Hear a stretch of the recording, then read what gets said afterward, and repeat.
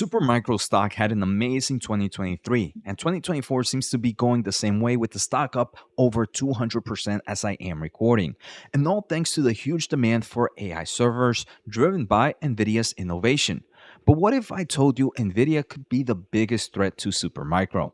Welcome. For those not familiar, my name is Jose Najarro, and I spend way too much time reading about semiconductors and AI. But thanks to that, my education and work experience, I believe I have created the number one semiconductor podcast for investors. So let's get started with today's episode. I want to thank The Motley Fool for sponsoring this video, and check out fool.com/Jose for the 10 best stocks to buy now. With that link, you get a promotional offer for the subscription service. Now, let's continue with today's episode. All right, so hopefully the intro got your attention. Let me just say this is not clickbait. I'm going to showcase a lot of information why Nvidia, to some extent, could kind of hurt Supermicro's moat at the moment. But before we get there, I do believe it's very important to understand Supermicro. So for those that are not familiar with Supermicro, I definitely recommend taking a closer look at this video that came out about a week ago where Supermicro CEO kind of talked to Bloomberg Technology about his company. And obviously, who else to tell you more about Supermicro and their overall advantage than the CEO himself? But on a top level overview, Supermicro gets a lot of components from different places like NVIDIA's AI chips, power supplies, and creates these AI servers. These AI servers come in different sizes. They can be a whole rack scale solution. They can be just a small system, a small rack itself. So overall, they are hitting kind of like your cloud server providers, your data centers in general. And obviously, the AI boom is helping them boost in this market. But if you watch the video, Supermicro CEO actually gave us a few more insight about the company. The first thing he does mention is that Supermicro delivers the best generative AI platform. And the reason they're able to say that is because they're able to get to the market a lot faster. Outside of getting to the market a lot faster, and I'm going to explain why they're able to get to the market a lot faster, another big product that they have is this rack scale solution, where you're able to kind of create a whole rack, where Supermicro can create this whole rack and they can ship it. And at the end of the day, their customers don't really need to install things. There's only two things that they need to install. It's going to be the power cable and the data cable to some extent. So they're able to have this great experience in building this rack scale solution that obviously is very important as everybody's trying to build up their AI infrastructure. Now, the first thing I mentioned was that they're able to get to the market a lot faster than their competitors. And the main reason is they have created what they call building blocks or modular design. They have a great amount of engineers and they created kind of this perfect system, which allows them to efficiently design these racks to make them highly customizable. Because they create these designs and these building blocks, it helps them with the quality, obviously, and quality assurance of their products. But more importantly, it helps them with inventory leverage, right? Because they have created these perfect building blocks and modular design, it has created a whole efficient process for them overall, making them customizable with things like air cooling, liquid cooling, what GPU you want, what power supply you want. And they have all this with this great engineering team, and they're able to do it a lot faster than their competitors. Some other pros from them is they have a huge manufacturing here in the United States, and their main headquarters is in Silicon Valley. So they're strategically placed with big data center customers around them. So that works really well. And some of the bullish markets here is the market here for the AI server is growing and is going to continue to grow. We're going to see some of the notes from the most recent earnings. And the company right now believes that they can achieve $25 billion in revenue right now if they had enough chips. At the moment, they don't have enough AI chips from Nvidia to be able to hit their full capacity. So if they are able to get more chips, they're able to grow their revenue even more. And right now, we just heard from Nvidia's earnings call that, hey, supply chains are easing a lot and they're going to be able to deliver a lot more chips than kind of previously expected. So we can see that Supermicro has definitely seen a nice run up in the past 5 days. Unfortunately, the stock is pretty volatile. It's down 6%, but in the past month alone, it's up 91%. Year to date, I mentioned the stock is up over 200%. In the past year, the stock is up over 800% right now. And if we take a closer look at their most recent earnings, they talk a lot about their rack scale plug and play system, which we saw, which was that complete system. And the CEO mentions that he is very confident that this AI boom will continue for many quarters, if not many years. And we can see because of this, quarter two revenue was up 103% on a year to year basis and 73% on a sequential basis. And we also know that right now, because there's not enough AI chips, the company's utilization production rate at the moment is only 65%. So they still have roughly 35% to grow once they get more chips. And like I mentioned, because of Nvidia, this can definitely grow pretty quickly as supply chains are easing. So hopefully that was a great explanation of Supermicro, right? We can see that the company has numerous growth opportunities. We can see because of their building block and their overall design process in this kind of modular design, they're able to customize these servers a lot faster than the competitors. They're able to be more effective efficiently in turnaround time. They're better at inventory rate compared to maybe some other customers. And they are also focusing in new innovations like things like liquid cooling, which is going to be very important.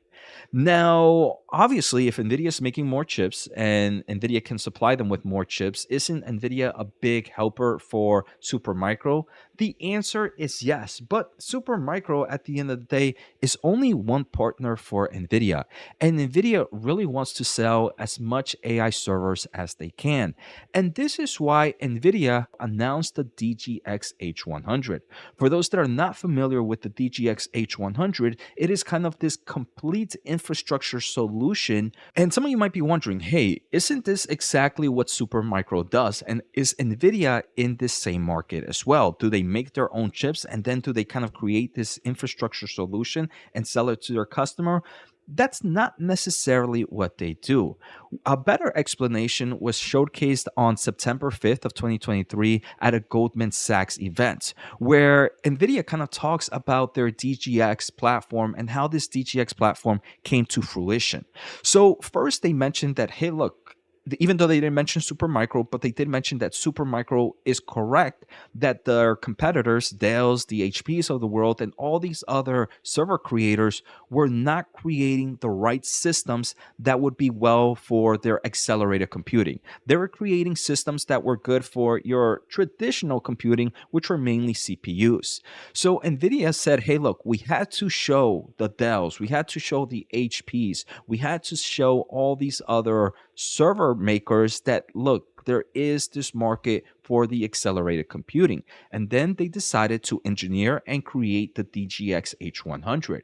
But instead of making this into their own market, because we do know that the hardware market to some extent is very low margins, NVIDIA actually gave them the secret sauce. They gave them the internals on how to produce and create this awesome solution where now they can go sell their own system and build their own systems. And because of this innovation, they're able to transform it and kind of have a faster turnaround rate, right? Now the HPs, now the Dells, now these other players don't need to go back to their engineering teams and say, hey, look, can we develop a system that's going to be well for the AI solution? NVIDIA already did that for you. Now, there is a little bit of a difference between this and what Supermicro does. Supermicro has a full customizable stack where it doesn't matter what chip you use. You can use NVIDIA's chips, you can use AMD's chips, you can use Intel's chips, you can use ARM chips, you can use blah, blah, blah chips.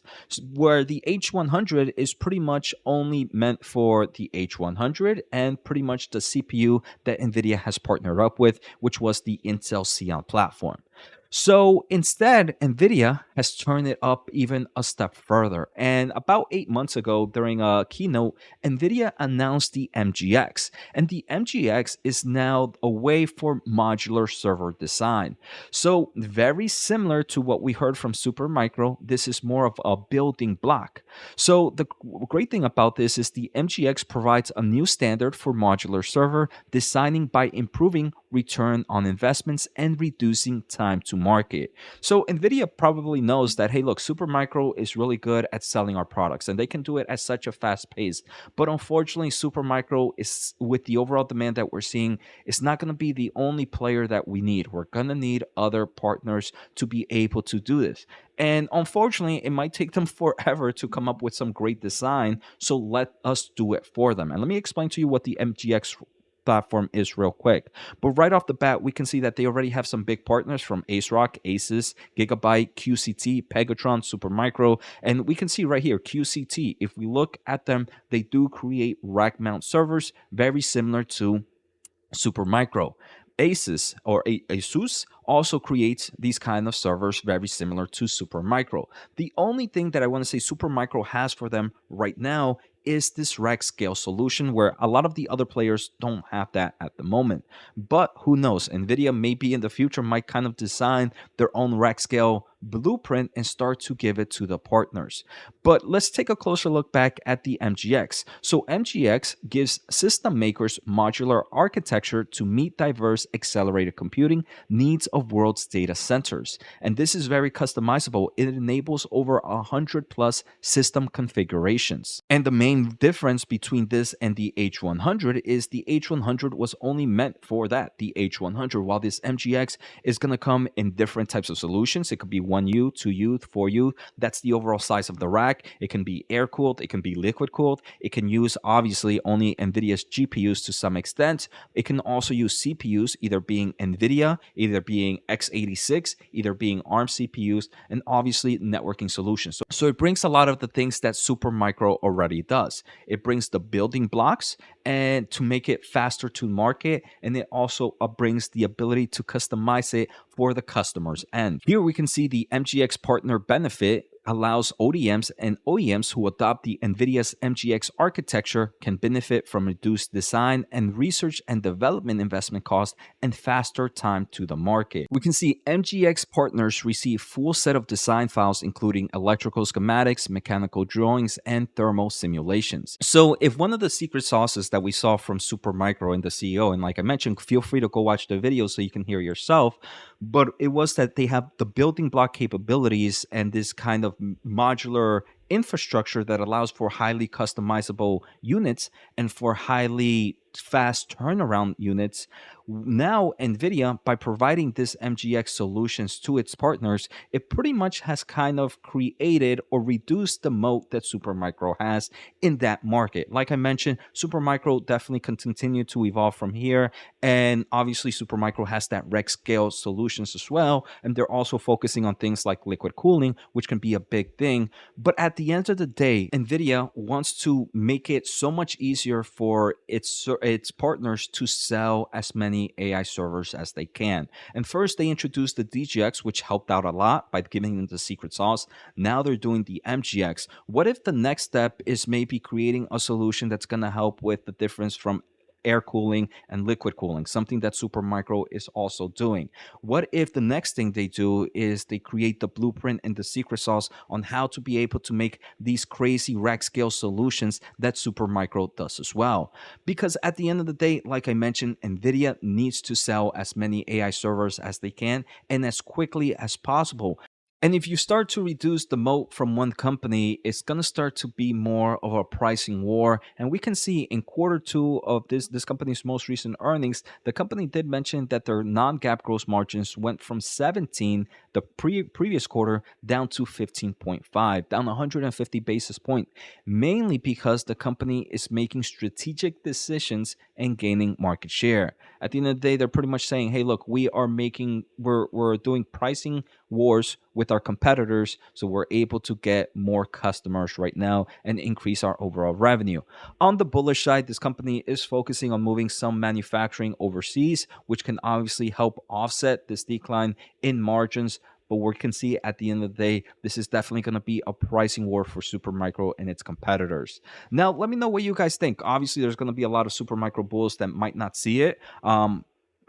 There's obviously other opportunities for Supermicro as well. But for me, for this reasons, the way NVIDIA continues to develop and share the secret sauce on how to create amazing AI servers is a company I personally wouldn't invest in.